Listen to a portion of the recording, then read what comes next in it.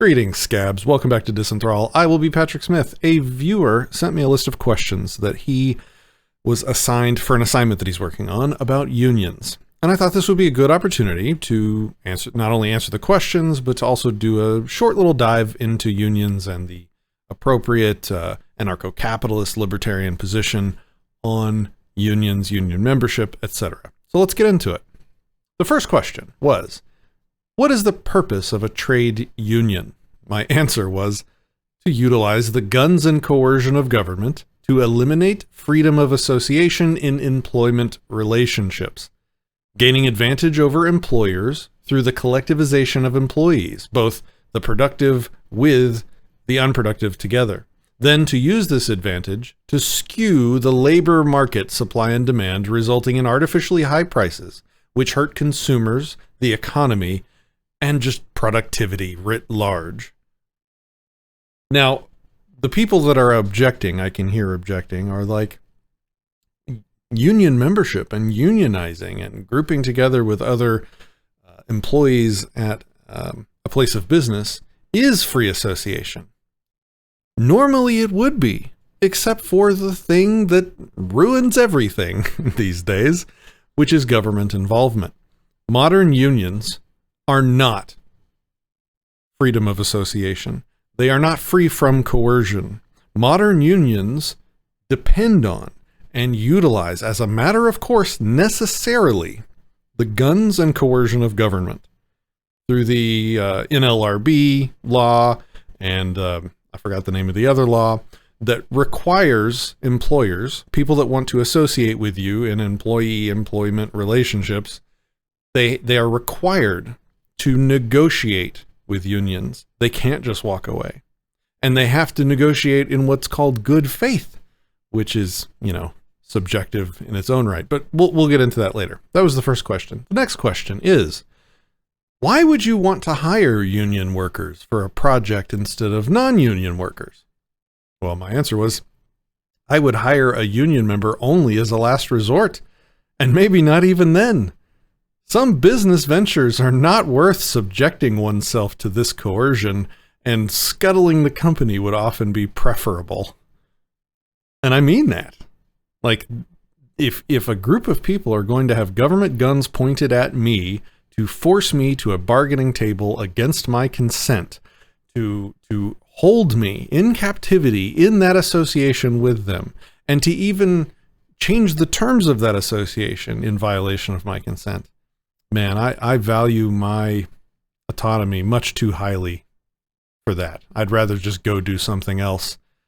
And that's unfortunate, right? Because that means lost jobs and lost productivity and business ideas and businesses that could be helping lots of people. And both consumer and employee and employer just don't exist. And I know for sure that I'm not the only one that thinks that way and has ended business ventures over such things. I'm just one of the few that'll say it. And I must say, disclaimer, none of the people working for me right now have in any way even mentioned unions at all. So this is not literally, if they had, then I could not say the things that I'm saying right now without fear of threat of government guns. Literally, my ability to speak freely would put me at significant personal, physical peril if I resisted these laws that are in place.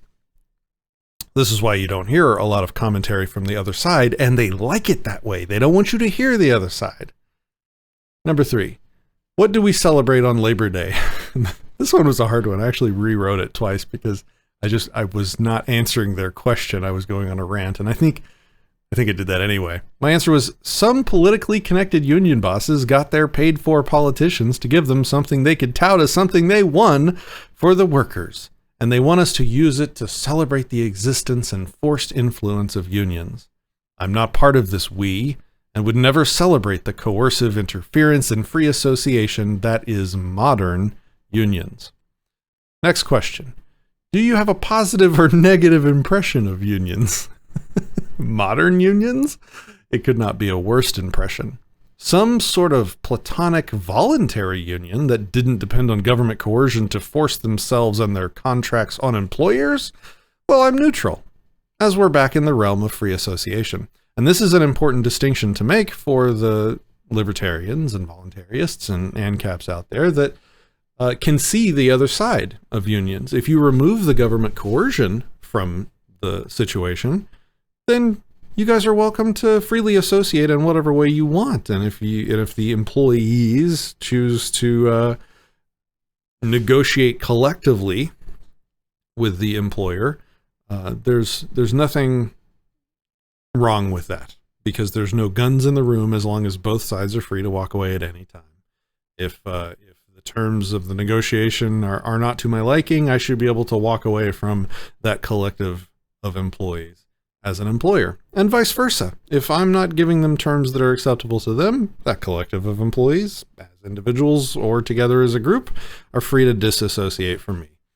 That's how it works. That is freedom. Number 5, last one. Are unions beneficial and critical to the American economy? Why or why not? I said unions are both harmful and an albatross around the neck of the world's economies for the reasons stated above. They are an artificial coercion-based manipulation on the free association that drives innovation, productivity, and efficient resource allocation. There are real victims caused by their existence. And again, this is all based around the coercion and the erasure of consent, the erasure of property rights, and the erasure of freedom of association. For those that aren't aware, though, of how exactly these freedoms, these liberties, and these property rights are erased, I found an interesting list on an HR website of what employers can't do because of the government rules in place for this. Just thought it'd be worth a couple minutes going through it. What employers can't do. The following covers some activities that constitute unfair labor practices. Make sure that you don't discriminate in any way against any employee for participating in union activities. This prohibition applies to all aspects of employee relations. This is a very straightforward and blatant destruction of everyone's right to associate and disassociate from whomever they choose. There are guns of government behind each one of these bullet points. The next one is promise or grant benefits to your employees to encourage them to abandon the union. Again, you can't even negotiate in regards to these types of associations. You can't make threats based on employee support of the union, including threats of discharge, layoff, plant closures, or discontinuing current benefits. You can't even ask your employees or prospective applicants concerning union organizing activities.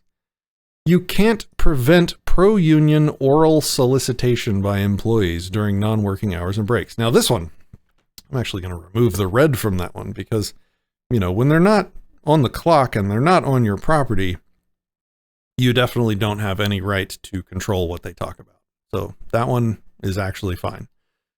The next one is prohibit union insignia on shirts and jackets. Look, if I have a dress code and that's part of my employment contract with somebody, it is coercion to point government guns at me to prevent me from making that a term in our agreement. And you know what? Likewise, if the employees don't like it, they can leave. Just like I should be able to leave if I don't like it. That makes sense? Engage in surveillance of employees to determine their views on the union. So I can't even surveil my employees to see if I can figure out what's going on in my place of business on property I own. I can't even take a straw vote of employees as to whether they favor or don't favor the union, except in special circumstances. And then we have this section down here. Although not necessarily unfair labor practices, the following conduct may result in invalidation of an election. Campaigning on company time and premises within 24 hours of an election. Meetings held off. I don't want to get into the details here. Reproducing and distributing official ballots. Discussing the union with employees in a supervisor's office. Prohibiting distribution of union literature in non-work areas during non-work time. This is a property rights violation. because just because it's a lunchroom doesn't mean it's not my property, and I should have the right to have a control or a say in what happens on that property. And then require employees to wear vote no buttons in the planter office. Again, this is just another violation of our right to contract freely with each other as employees. And you know what? Like the longer I go, the less I appreciate these terms: employer and employee, management and labor. These are, they feel like commie words that add a perceived hierarchy where not really one exists. An employer and employee relationship is one of equals. Both bring things to the table, both agree as equals to associate in a certain way on certain terms, and both are free to walk away, or should be free to walk away, for whatever reason they want, according to the terms of their contract. This is not a hierarchy. And me saying that triggers all the commies in the world every time, but it's fact. In a free society, all people are free to associate or disassociate, contract or not contract, with whom and how they choose, as long as it's consensual. All right, so I hope you enjoyed that, guys. Have a great day.